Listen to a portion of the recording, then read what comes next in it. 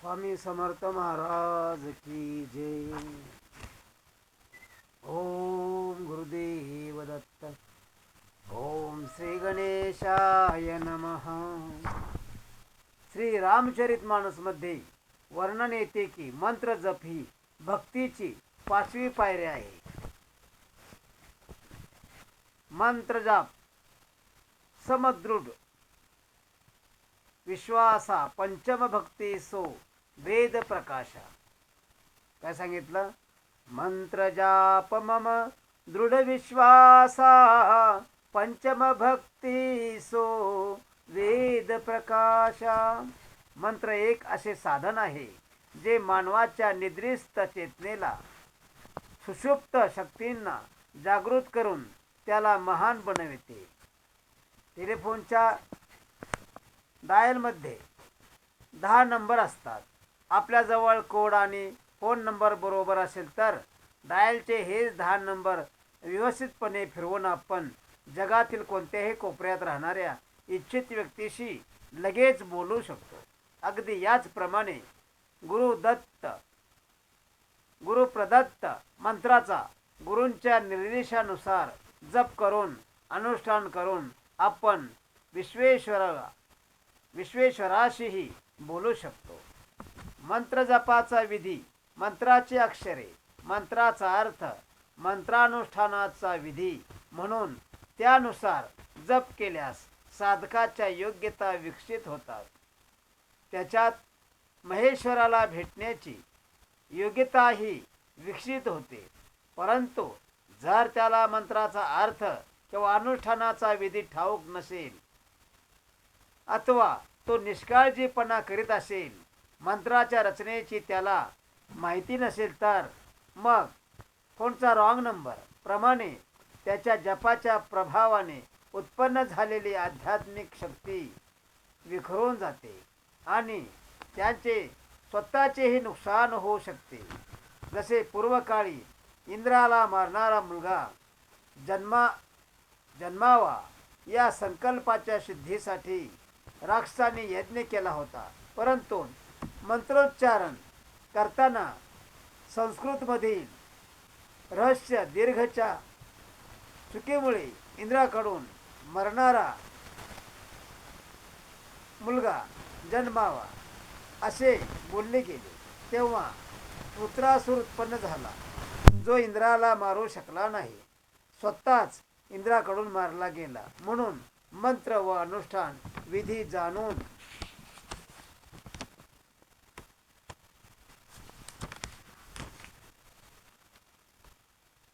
घेणे आवश्यक आहे. अनुष्ठान कोणी करावे?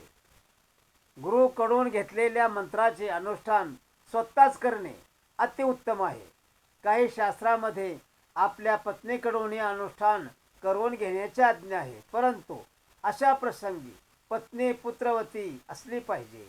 स्त्रियाने अनुष्ठान तेवढ्याच दिवसांचे करावे जेवढे दिवस त्यांचे हात स्वच्छ असतील, कारण मासिक पाळीच्या वेळी अनुष्ठानात खंड पडतो. स्थान जेथे बसून जप केल्याने चित्ताचा थकवा जाऊन प्रसन्नता वाढते किंवा जप करण्यात मन रमते, अशा पवित्र व भयरहित स्थानी बसूनच अनुष्ठान केले पाहिजे. दिशा सामान्यतः पूर्व किंवा उत्तर दिशेकडे मुख करून जप केला पाहिजे. तरी देखील वेगवेगळ्या हेतूसाठी वेगवेगळ्या दिशांना मुख करून जप करण्याचे विधान आहे. श्री गुरुगीतेत वर्णन येते, उत्तर दिशेकडे मुख करून जप केल्यास शांती, पूर्व दिशेकडे वशीकरण, दक्षिण दिशेकडे मारण सिद्ध होते. तसेच पश्चिम दिशेकडे मुख करून जप केल्यास धनप्राप्ती होते. आग्नेय दिशेकडे मुख करून जप केल्यास आकर्षण, वायव्य दिशेकडे शत्रूचा नाश, नैऋत्य दिशेकडे दर्शन आणि ईशान्य दिशेकडे मुख करून जप केल्यास ज्ञानप्राप्ती होते. आसनावर न बसता किंवा दुसऱ्याच्या आसनावर बसून केला गेलेला जप फलित होत नाही. डोक्यावर वस्त्र ठेवूनही जप करू नये. साधनेसाठी दिशेची निवड कशी असावी? ज्या दिशेला सूर्योदय होतो ती पूर्व दिशा आहे. पूर्वेसमोरील दिशा पश्चिम आहे. पूर्वेकडे तोंड करून उभे राहिल्यानंतर डाव्या हाताकडे उत्तर दिशा व उजव्या हाताकडे दक्षिण दिशा असते. पूर्व व दक्षिणेच्या मध्ये आग्नेय, दक्षिण व पश्चिमेच्या मध्ये नैऋत्य पश्चिम व उत्तरेच्या मध्ये वायव्य आणि पूर्व व उत्तर दिशेच्या मध्ये ईशान्य दिशा असते. आसन. विद्युतरोधक आसनावर आणि ज्या योगासनात सुखासन, सिद्धासन किंवा पद्मासन स्वस्थपणे बराच वेळ बसता येऊ शकेल अशा योगासनात बसून जप करा. भिंतीला टेकून न बसता जप करावा. माळ. माळेच्या बाबतीत मागील जपासाठी आवश्यक नियम नामक लेखात सविस्तर वर्णन केलेले आहे. अनुष्ठानासाठी मणी माळच सर्वश्रेष्ठ मानली जाते. जपसंख्या. आपल्या इष्टमंत्रात किंवा गुरुमंत्रात जितके अक्षरे असतील तितके लाख मंत्र जप केल्यास त्या मंत्राचे अनुष्ठान पूर्ण होते. मंत्राचा जप झाल्यानंतर त्याच्या दशांश संख्येत हवन करावे. हवनाच्या दशांश संख्येत तर्पण करावे. तर्पणाच्या दशांश संख्येत मार्जन आणि मार्जनाच्या दशांश संख्येत ब्राह्मण भोजन घालावे. हवन तर्पण वगैरे करण्यासाठी कुवत नसल्यावर किंवा अनुकूलता नसल्यास हवन तर्पणाऐवजी तेवढ्याच संख्येत आणखी जप केला तरी चालेल. उदाहरण. जर एकाक्षरी मंत्र असेल तर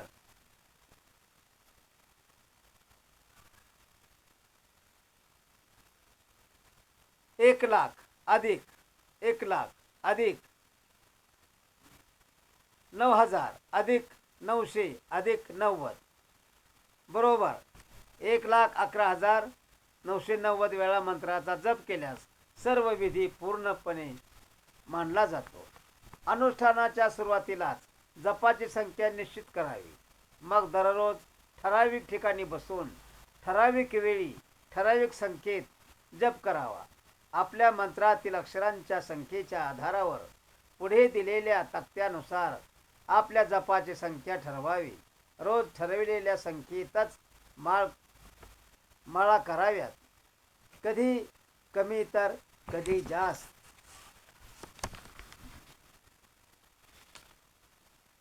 उदाहरणादाखल येथे एकाक्षरी मंत्रापासून 7 अक्षरी मंत्राचा ठराविक दिवसात किती माळा जप केला पाहिजे याचा तक्ता देत आहोत.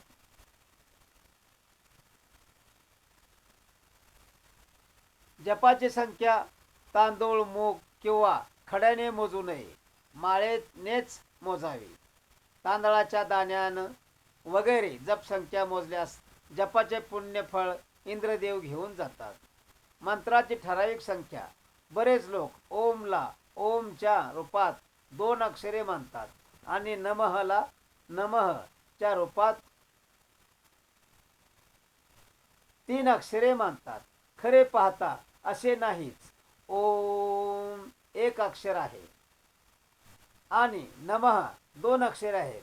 अशाच प्रकारे बरेच लोक ओम हरी किंवा ओम राम मंत्राची 2 अक्षरे मानतात, परंतु ओम हरी अशा प्रकारे 3 अक्षरे होतात. तसेच ओम रामच्या संदर्भातही समजावे. अशा प्रकारे संख्या ठरविण्यात सावध राहिले पाहिजे. जप कसा करावा. जप करताना मंत्राचा उच्चार स्पष्ट करावा. जप करताना खूप घाई देखील करू नये आणि अधिक वेळही लावू नये. गाऊन जप करणे, जपाच्या वेळी डोके हलविणे, लिहिलेल्या मंत्राचा वाचून जप करणे, मंत्राचा अर्थ जाणून न घेणे आणि मध्येच मंत्र विसरून जाणे हे सर्व मंत्रसिद्धीच्या मार्गातील अडथळे आहेत. जपाच्या वेळी असे चिंतन असले पाहिजे की इष्टदेव, मंत्र आणि गुरुदेव एकच आहेत. जपाची वेळ. जपासाठी सर्वोच्च वेळ पहाटेचा ब्रह्ममुहूर्त आहे. परंतु अनुष्ठानाच्या वेळी जपाची संख्या अधिक असल्याने एकाच वेळी सर्व जप पूर्ण होणे शक्य नसते. म्हणून आपल्या जपाची वेळ 3 ते 4 बैठकीत ठरवावी. सूर्योदय दुपारी 12 वाजेच्या सुमारास आणि सूर्यास्ताच्या वेळी जप केल्यास अधिक लाभ होतो. आहार कसा असावा? अनुष्ठानाच्या दिवसात आहार अगदी साधा, सात्विक, पचण्यास हलका, पौष्टिक व ताजा असला पाहिजे. शक्यतो एकदाच जेवण करा. रात्री फलाहार करा. याचा अर्थ उपासमारी करणे नसून शरीर हलके ठेवणे आहे. शिळे, पचण्यास जड, मलावरोध करणारे तळलेले खाद्यपदार्थ तसेच कांदा, लसूण, अंडे, मांस यासारखा तामसी आहार कधीही सेवन करू नये. अन्न शिजविल्यानंतर 3 तासांच्या आतच जेवण करावे. अन्यायाने कमाविलेले, स्वभावाने अशुद्ध किंवा अशुद्ध ठिकाणी बनविलेले व अशुद्ध हाताने रजस्वलासीच्या हातून बनविलेले भोजन सर्वदा वर्ज्य आहे. विहार. अनुष्ठानाच्या दिवसात ब्रह्मचर्याचे संपूर्णतः पालन करणे आवश्यक आहे. अनुष्ठानापूर्वी आश्रमाद्वारे प्रकाशित यौवन सुरक्षा पुस्तकाचा परिपूर्ण अभ्यास लाभदायक ठरतो.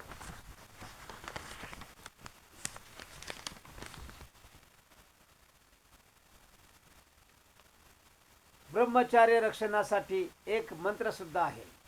ओम नमो भगवते महाबले पराक्रमाय मनोभिलाषितं मनः स्तंभ कुरु स्वाहा. रोज दुधाकडे पाहून 21 वेळा या मंत्राचा जप करून दूध घ्या. यामुळे ब्रह्मचर्याचे रक्षण होते. हा नियम स्वभावताच आत्मसात करण्यासारखा आहे. मौन व एकांत. अनुष्ठान एकट्यानेच एकांतात केले पाहिजे. या काळात शक्यतो मौन राहावे. अनुष्ठान करणारा विवाहित असेल तरीही एकट्यानेच अनुष्ठान करावे. झोप. अनुष्ठानाच्या दिवसात जमिनीवर झोपावे अथवा पलंगावरील मऊ गादी काढून चटई किंवा कांबळे अंथरून जप ध्यान करीत झोपावे. निद्रा, तंद्रा आणि मनोराज्यापासून सावध राहा. थकवा, रात्रीचे जागरण, पचनात जड पदार्थाचे सेवन, अति भोजन या कारणामुळेही जप करताना झोप येते. खोल निद्रेला जिंकण्यासाठी योगासने करावे. कधी कधी जप करताना डुलक्या येऊ लागतात. अशा वेळी माळ तर यंत्रवत फिरत असते, परंतु किती माळा झाल्याचे काही मोजमाप राहत नाही. ही सूक्ष्म निद्रा अर्थात तंद्रा आहे. हिला जिंकण्यासाठी प्राणायाम केले पाहिजेत. कधी कधी असेही होते की हातात माळ फिरत असते, जीभ मंत्र रटते, परंतु मनात काही दुसरेच विचार चालत असतात. हे मनोराज्य आहे.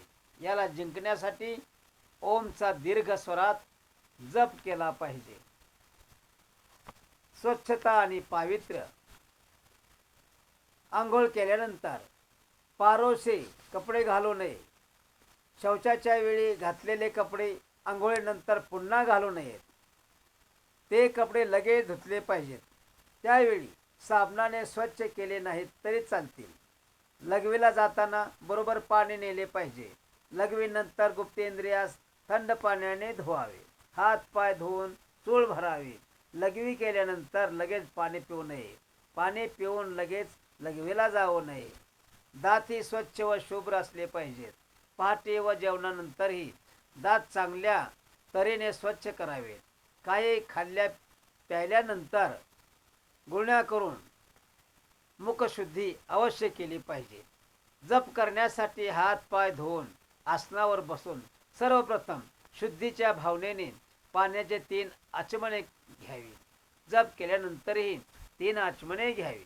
जप करताना शिंक, जांभई, खोकला आला किंवा अपान वायू सुटला तर ती अशुद्धी आहे. त्यावेळची माळ जपाच्या संख्येत मोजू नये. आचमन करून शुद्ध झाल्यानंतरच माळ जपावी. आचमनाऐवजी ओम या संपुट सहित गुरुमंत्राचा 7 वेळा जप केला तरीही शुद्धी होऊ शकेल. उदाहरण, ओम नमः शिवाय मंत्र असल्यास 7 वेळा ओम नमः शिवाय ओम असा मंत्र जपावा. जपाच्या वेळी तर नैसर्गिक विधीचा आवेग आल्यास तो रोखू नये. जप करणे सोडून नैसर्गिक विधी आटोपून घ्यावा. शौचास गेला असाल तर स्नान करून स्वच्छ कपडे घालून जप करावा. जर लघवीला गेला असाल तर फक्त हात पाय तोंड धुवून गुळण्या करून शुद्ध पवित्र व्हावे. पुन्हा जपाला सुरुवात करून राहिलेली जप संख्या पूर्ण करावी. चित्ताच्या विक्षेपाचे निवारण करा. अनुष्ठानाच्या दिवसामध्ये शरीर व कपडे वगैरे स्वच्छ ठेवण्याबरोबरच चित्त देखील प्रसन्न, शांत आणि निर्मळ ठेवले पाहिजे. रस्त्यात जर मलमूत्र, फुंक, कप, मेलेला प्राणी किंवा इतर घाणेरडी वस्तू दिसल्यास लगेच सूर्य, चंद्र किंवा अग्नीचे दर्शन करावे. संत महात्म्यांच्या चित्रांचे दर्शन व स्मरण करावे. भगवान नामाचा जप करावा. यामुळे चित्ताच्या क्षोभाचे निवारण होईल. डोळ्यांची स्थिती. डोळे विस्फारून पाहिल्याने डोळ्यांच्या बुबुळांची शक्ती क्षीण होते. डोळे बंद करून जप केल्यास मनोराज्य होण्याची शक्यता असते. म्हणून मंत्र जप व ध्यानाच्या वेळी डोळे अर्धोन्मीलित असले पाहिजेत. यामुळे वरील शक्ती खालच्या शक्तीशी व खालची शक्ती वरच्या शक्तीशी एकरूप होईल. अशा प्रकारे विद्युतचे एक वर्तुळ पूर्ण होईल आणि शक्ती क्षीण होणार नाही. मंत्रावर दृढ विश्वास. मंत्र जपावर दृढ विश्वास असला पाहिजे. विश्वासो फलदायक. हा मंत्र चांगला की तो मंत्र चांगला, या मंत्राने लाभ होईल की नाही असा संशय ठेवून जर मंत्र जप केला तर 100% फळ मिळणार नाही. एकाग्रता कशी असावी. जप करताना एकाग्र होणे अतिशय आवश्यक असते. एकाग्रतेचे पुष्कळ उपाय आहेत. भगवान, इष्टदेव किंवा सद्गुरूंच्या फोटोकडे एकटक पाहावे. चंद्र आणि ध्रुव ताऱ्याकडे एकटक पाहावे. स्वस्तिक किंवा ओमवर दृष्टी स्थिर करावी. या प्रक्रियेला त्राटक म्हणतात. एकाग्रतेसाठी त्राटकाचा प्रयोग खूप मदत करतो. निज कर्माचा त्याग. अनुष्ठानाच्या दिवसात सर्व नीच तुच्छ कर्माचा पूर्णतः त्याग केला पाहिजे. घरनिंदा, हिंसा, खोटे बोलणे, कपट करणे, क्रोध करणे वगैरे दुष्कृत्य करणाऱ्याला जपाचा पूर्ण लाभ होत नाही. कामोत्तेजना वाढविणारे चित्रपट, नृत्यगीत वगैरे दृश्यांचे अवलोकन व अश्लील साहित्याचे वाचन करू नये. आळस करू नये. दिवसा झोपू नये. जप करतेवेळी काम, क्रोध, त्रास देऊ लागल्यास, काम विकार त्रस्त करू लागला तर भगवान नृसिंहाचे चिंतन करा. मनात लोभ आल्यास दान पुण्याचे कार्य करा. मोहाच्या वेळी कौरवांचे चिंतन करा. विचार करा की कौरवांचे कुटुंब किती मोठे होते, परंतु शेवटी काय झाले. अहंकार त्रास देऊ लागला तर आपल्यापेक्षा धनसंपत्तीने, सत्तेने व रूपाने जे श्रेष्ठ असतील त्यांचे चिंतन करा. अशा प्रकारे या विकारांचे निवारण करून आपला विवेक जागृत ठेवून जो साधना करतो त्याचा इष्ट मंत्र लवकर सफल होतो. विधीपूर्वक केलेले गुरुमंत्राचे अनुष्ठान साधकाच्या शरीराला निरोगी मनाला, प्रसन्न बुद्धीला सूक्ष्म करण्यास सहाय्यक ठरते. जीवाला जीवनदात्म्याच्या सुवासाने सुगंधित करते. जेवढा जास्त जप तेवढे जास्त पुण्यफळ. अधिकस्य जपम अधिकम फलम.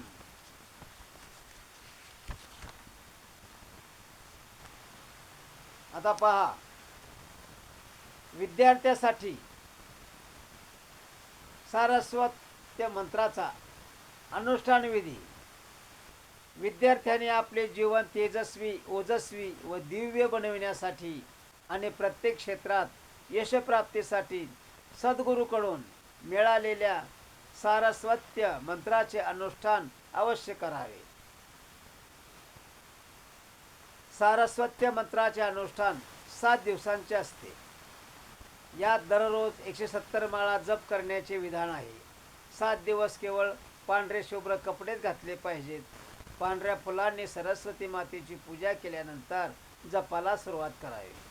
सरस्वती मातेकडे सद्बुद्धीसाठी प्रार्थना करावी. स्फटिक मण्यांच्या माळेने जप करणे अधिक लाभदायक असते. 7 दिवस अळणी जेवण करावे. तांदळाची खीर बनवून सरस्वती मातेला नैवेद्य दाखवून खावी. स्थान, शयन, पावित्र्य इत्यादी संबंधी नियम पूर्वी सांगितल्याप्रमाणे मंत्रानुष्ठानासारखे आहे. परिप्रश्नेन जप करताना भगवंताच्या कोणत्या स्वरूपाचा विचार केला पाहिजे? आपल्या आवडीनुसार सगुण किंवा निर्गुण स्वरूपात मनाला एकाग्र केले जाऊ शकते. सद्गुणाचा विचार कराल तरी सुद्धा अखेर प्राप्ती तर निर्गुणाचीच होणार. जपसाधनेत साधन व साध्य एकच आहे, परंतु इतर साधनेत दोन्ही वेगळे आहेत. एका साधनेत अष्टांग योगाचा अभ्यास साधना आहे आणि निर्विकल्प समाधी साध्य आहे. वेदांतात आत्मविचार साधन आहे आणि तुर्यावस्था साध्य आहे. परंतु जपसाधनेत जपाद्वारेच अजपासिद्धीला सिद्ध करायचे आहे. अर्थात सावधपणे केलेल्या जपाद्वारे सहज जप प्राप्त करायचा आहे. मंत्राच्या अर्थात तदाकार होणेच खरी साधना आहे. 2 किंवा 3 मंत्राचा जप केला जाऊ शकतो का? उत्तर आहे नाही. एका वेळी एकच मंत्र आणि तो देखील सद्गुरूंनी दिलेला मंत्राचाच जप करणे श्रेष्ठ आहे. जर तुम्ही भगवान श्रीकृष्णाचे भक्त असाल तर श्रीराम, श्री महादेव, दुर्गा माता, गायत्री माता वगैरे देवतांमध्येही भगवान श्रीकृष्णाचे दर्शन करा.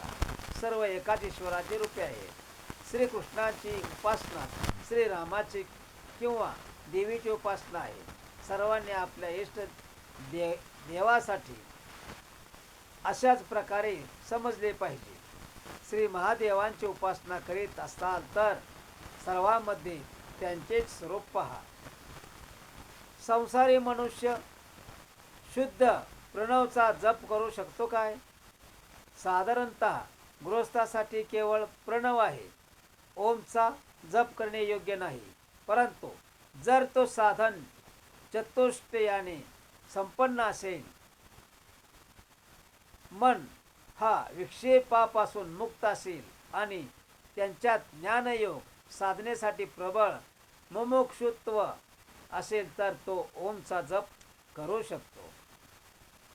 ओम नमः शिवाय हा पंचाक्षरी मंत्र आहे की षडाक्षरी याचे अनुष्ठान करायचे असल्यास किती लाख जप करावा? त्याचं उत्तर आहे फक्त नमः शिवाय. पंचाक्षरी मंत्र आहे आणि ओम नमः शिवाय षडाक्षरी मंत्र आहे, म्हणून याचे अनुष्ठान